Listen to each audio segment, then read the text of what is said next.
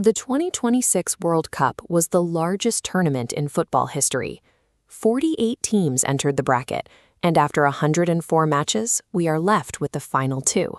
These survivors have converged at New York, New Jersey Stadium to decide the title.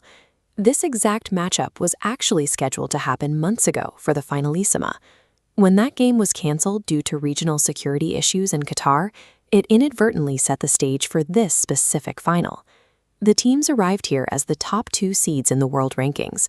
One is the champion of Europe, the other is the champion of South America.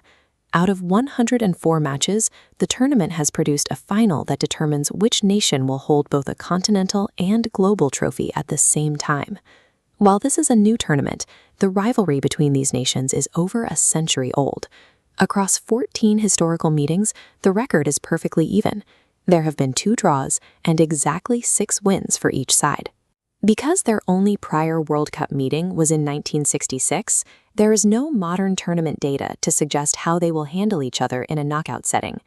Despite their identical records, they have played this tournament with 2 completely different tactical identities. One of these identities is going to break the deadlock that has existed between these 2 countries for decades. Luis de la Fuente moved Spain away from their reliance on sterile possession, turning them into a team built on defensive structure. To control the rhythm, they use a principle called attract to isolate. The center backs bait the opposition into pressing high. Once drawn forward, Spain exploits the space left behind by rapidly releasing the ball to a winger for a one-on-one. This strategy is made possible by Rodri. He sits at the base of the midfield, shielding defenders and stopping counterattacks before they start. Spain has conceded only 1 goal across 7 matches in this tournament.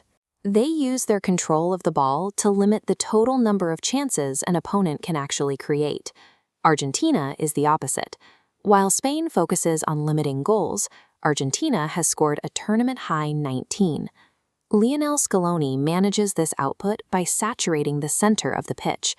By packing the midfield with bodies, Argentina effectively blocks the middle and forces opponents to play toward the touchlines.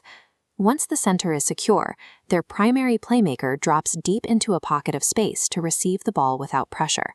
From this deep position, they immediately look for a vertical pass into the space behind the opposition's defense. Argentina turns these defensive midfield traps into instantaneous strikes. This creates the primary tactical battlefield, Argentina's vertical passing versus Spain's high defensive line. When an attacker drops deep into the midfield, it exploits a high-pressing defense by pulling players out of their rigid structure. Half of Argentina's 19 goals have come after the 75th minute.